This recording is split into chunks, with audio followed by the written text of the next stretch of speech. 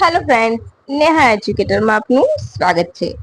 આજે હું તમારા માટે લઈને આવું છું 3 જૂન 2026ના મહત્વના કરંટ અફેર્સ, જે તમારી આવનારી પરીક્ષામાં તમને ખૂબ ઉપયોગી થશે તેમજ ચોક્કસથી તમને એક માર્ક અપાવવામાં મદદરૂપ થશે. પરંતુ એ પહેલા વિડીયોની લિંકને મિત્રો સાથે શેર કરવાનું ભૂલતા નહીં, વિડીયોને લાઈક કરવાનું ભૂલતા નહીં અને હા, ફટાફટ કમેન્ટ કરવાનું પણ ભૂલતા નહીં. તમને સાથે એ જ કહું છું કે તમે જો જીસીઈઆરટી બેઝ ભૂગોળની સિરીઝ ન જોઈ તો મેં સ્ટાર્ટ કરી છે એમસીક્યુ સિરીઝ, તો તમે એ જોઈ લેજો. હિસ્ટ્રીની પણ છે, એ પણ જોઈ લેજો. ટૂંક સમયમાં બંનેના નવા વિડીયો પણ આવી જશે, તો તમે જોવાનું ભૂલતા નહીં. તમને ખરેખર ખૂબ મજા આવશે. તો ચાલો હવે બિલકુલ પણ સમય બગાડ્યા વગર આપણે પ્રથમ પ્રશ્ન તરફ આગળ વધી જઈશું. હવે તમને થશે કે અમુક વસ્તુ મેં લીધી નથી, પરંતુ ટૂંક સમયમાં હું એની ઉપર કામ કરું છું. હમણાંથી મારી પાસે ટાઈમ ઓછો મળે છે, એટલે ઘણા પ્રશ્નો હું લઈ નથી શકતી, પરંતુ એ બધા ધીરે ધીરે તમને કરંટમાં હું લઈ લઈશ. ઓકે, ચાલો. તાજેતરમાં આસામના ઉપરાત બિલ ખાતે પ્રથમ વખત કયા પ્રાણીની સત્તાવાર નોંધ કરવામાં આવી છે? ઓપ્શન એ ગરોડી, ઓપ્શન બી દેડકો, ઓપ્શન સી સાપ, ઓપ્શન ડી કાચબો. યાદ રાખજો, જ્યારે પણ કોઈ નવી પ્રજાતિ મળે છે તો જીપીએસસી માં એ પ્રશ્ન ઓલવેઝ હોય છે જ. તમે કોઈ પણ પીવાયક્યુ જોશો, પ્રીવિયસ યરના ક્વેશ્ચન જોશો ને, તો તમને એ ક્વેશ્ચન એક એને રિલેટેડ કોઈક ની કોઈક એક્ઝામમાં મળશે કે આ પ્રજાતિ શું ક્યાંથી મળી આવી છે, અથવા તો એ કઈ પ્રજાતિ છે, વોટ એવર એ પ્રકારે પ્રશ્ન પૂછાય છે. તો અહીં આપણે મૂકી લીધું છે, બરાબર. આસામમાં મળી છે જે પ્રજાતિ, તો કઈ છે? ગરુડી, દેડકો, સાપ કે કાચબો? તો અહીં આપણો જવાબ આવશે ઓપ્શન એ, ગરુડી. ઓકે, ચાલો. એને શું કે છે? બેન્ટ સ્ટોયડ ગીકો. ગીકોની એક પ્રજાતિ છે, એ મળી આવી છે. ગીકો નામ સામાન્ય રીતે સાઇટ્રોડિયસ જૂથ સાથે સંબંધિત હોય છે. તેના પગની આંગળીઓ વાંકી છે, એટલે તેને બેન્ટ ગેકો નામ આપવામાં આવ્યું છે. ગરોડીની પ્રજાતિ છે, યાદ રાખજો. આસામના ઉપરાંત બિલા ખાતે એ પ્રથમ વખત જોવા મળ્યું છે, જે રાજ્યની સમૃદ્ધ જૈવ વિવિધતા માટે મહત્વપૂર્ણ માનવામાં આવે છે. આ એક નિશાચર છે, બરાબર છે. જંતુઓ ખાઈને પર્યાવરણના સંતુલનને જાળવવામાં મદદરૂપ કરે છે. આનાથી વધારે ડિટેલ કોઈ આવતી નથી હોતી, તો આટલી ડિટેલ યાદ રાખવાની છે, બરાબર છે. સેકન્ડ ક્વેશ્ચન, તાજેતરમાં લોન્ચ કરાયેલ સમાધાન દીદી ની કોની સહભાગીતાથી વિકસાવવામાં આવી છે? Option A DigiLocker, option B Bhashini, option C Aadhaar, option D Umang. બોલો. સમાધાન દીદી નામનું પોર્ટલ છે, તો એ બન્યું છે ભાષીની, રાઈટ? ઓપ્શન બી.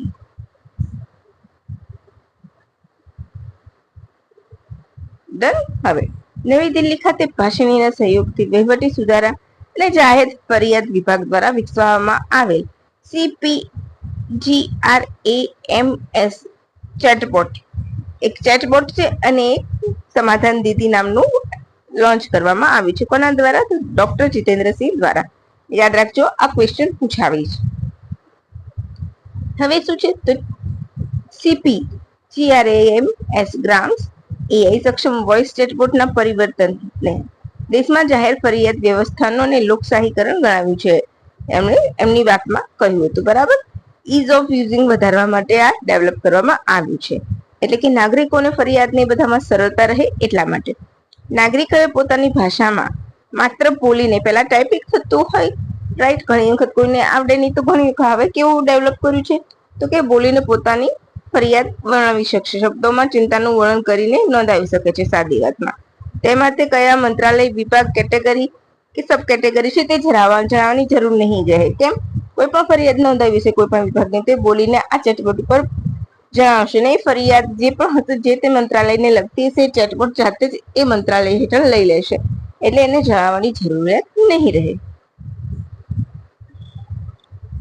અને ભાષાકીય સુલભતા પણ વિસ્તાર ચાલુ છે, એટલે કે બંધારણની 22 ભાષાઓ 8મી અનુસૂચિ મુજબ 22 ભાષાઓમાં તો ઉપલબ્ધ છે જ, પરંતુ સ્થાનિક બોલી જે હોય છે, જેમ કે ભોજપુરી, ગારો, ખાસી, મિઝો, એ બધી પ્રાદેશિક ભાષાઓને પણ ઇન્ક્લુડ કરી છે, અને બીજી પણ જેમ બનશે એમ ઇન્ક્લુડ કરવામાં આવશે, જેથી કરીને સામાન્ય અને ઓછું ભણેલા નાગરિક હોય ભારતના, એ લોકોને તકલીફ ન પડે, રાઈટ?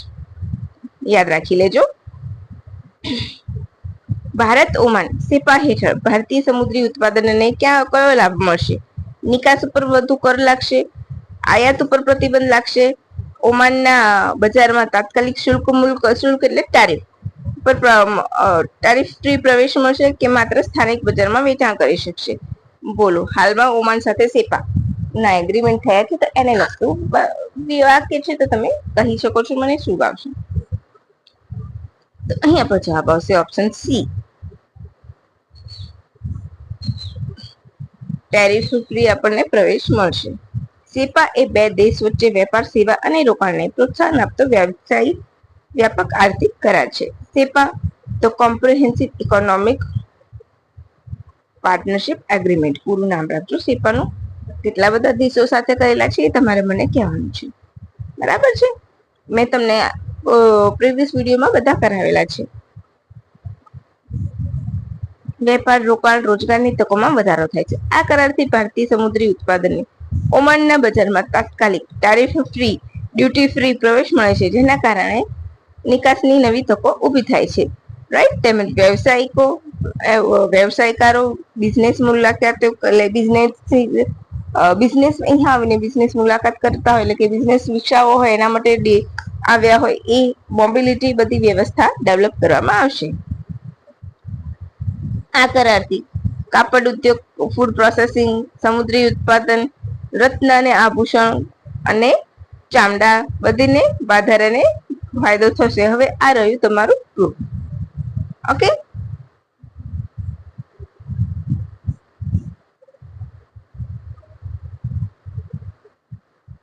હવે નેક્સ્ટ પ્રશ્ન, ચોથો. ઉલ્લાસ યોજના હેઠળ સંપૂર્ણ સાક્ષર થનાર પ્રથમ રાજ્ય અને હાલમાં 5મું રાજ્ય જાહેર થયું છે, તો એ રાજ્યની જોડી તમારે કહેવાની છે. કયું છે? ઓપ્શન એ મિઝોરમ અને સિક્કિમ, સિક્કિમ અને ગોવા, મિઝોરમ અને ગોવા, કે પછી ત્રિપુરા અને હિમાચલ પ્રદેશ. બોલો, આમાંથી કઈ જોડી સાચી છે, પહેલું અને 5મા વાળી? તો અહીં આપણો જવાબ આવશે ઓપ્શન એ.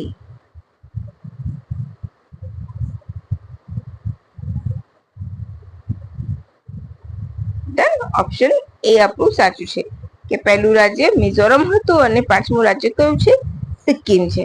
યાદ રાખી લેજો, બિલકુલ પણ ભૂલતા નહીં. તમને આ પ્રશ્ન આ રીતના જ પૂછાય, કાં તો તમને ક્રમ પૂછશે કે ક્રમવાર રાજ્ય પૂછે, તો એ આપણે આગળ અહીંયા જોઈએ છે. બરાબર. Ullas, understanding the littering life learning for all in a society યોજના હેઠળ સંપૂર્ણ સાક્ષર રાજ્ય તરીકે સિક્કિમને 5મું રાજ્ય જાહેર કરવામાં આવ્યું છે. આ પહેલા મિઝોરમ, ગોવા, ત્રિપુરા, હિમાચલ પ્રદેશ. યાદ રાખજો, મિઝોરમ, ગોવા, ત્રિપુરા, હિમાચલ પ્રદેશ અને સિક્કિમ કેવા ફ્રી? તો કેવા રાજ્ય બન્યા છે? સંપૂર્ણપણે લિટરેસી રેટ 100% લિટરેસી ધરાવતા રાજ્ય બન્યા છે, સાક્ષર રાજ્ય બન્યા છે.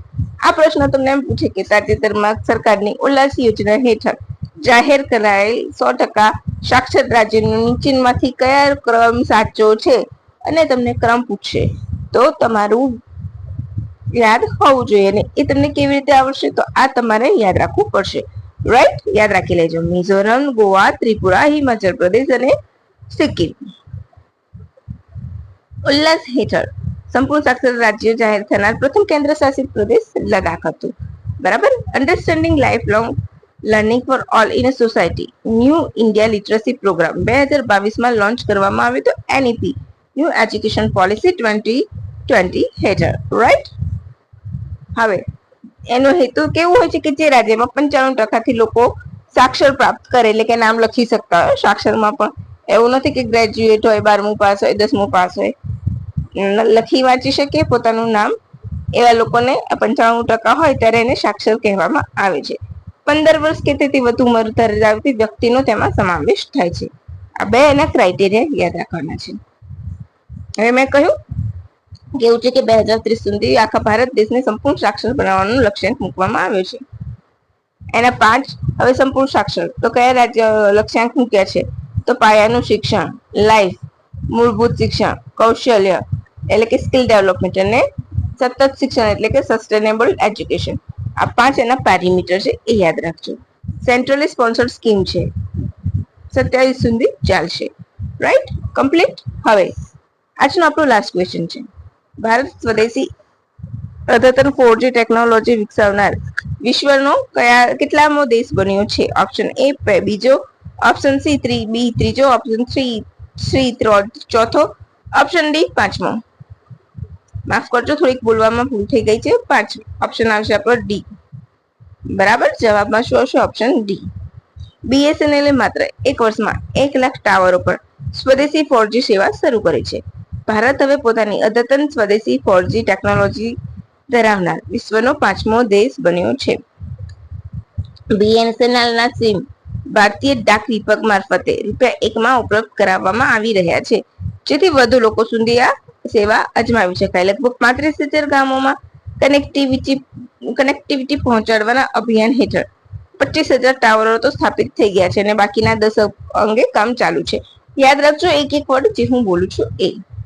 છત્તીસગઢના નારાપુર જેવા વિસ્તારોમાં મોબાઈલ કનેક્ટિવિટીએ લોકોને સુરક્ષા દળો વચ્ચે સંપર્ક વધાર્યો છે. ભારત નેટ યોજના, તો આપણે એના વિશે પણ આગળ જોઈ લઈશું. એની હેઠળ જ આ બધું થઈ રહ્યું છે. તો ભારત નેટ યોજના હેતુ શું છે? દરેક ગ્રામ પંચાયત સુધી હાઈ સ્પીડ ફાઈબર પહોંચાડવાનો છે. 140 કરોડનું રોકાણ કરવામાં આવ્યું છે, યાદ રાખજો. અને BSNL નું વિઝન શું છે? આગામી 5 વર્ષ માટે વિશ્વસનીય, ગૌરવપૂર્ણ અને નફાકારક. ઓકે, યાદ રાખજો.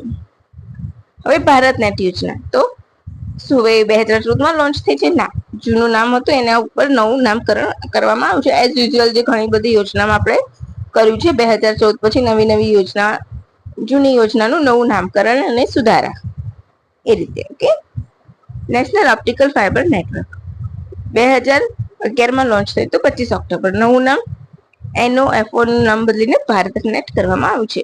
અમલીકરણ કોણ કરે છે? તો Bharat broadband network limited, BBNL. બરાબર, અને ડિપાર્ટમેન્ટ ઓફ ટેલિકોમ્યુનિકેશન હેઠળ આવે છે. મુખ્ય હેતુ શું છે? તો 2.5 લાખ ગ્રામ પંચાયતોને ઓપ્ટિકલ ફાઇબર દ્વારા બ્રોડબેન્ડ ઇન્ટરનેટ સાથે જોડવી. અત્યારે એનો ત્રીજો ફેઝ ચાલે છે. 5G ટેકનોલોજી ડેવલપ કરી વધુ bandwidth, life master, last mile connectivity પર ભાર મૂકવામાં આવ્યો છે. 2023માં મંજૂર કરીને આગળ ફેઝ 3 કરવામાં આવ્યો છે. હવે તમે કહેશો ક્યાંથી કહો છો મેમ? તો આ આવ્યું તમારું પ્રૂફ.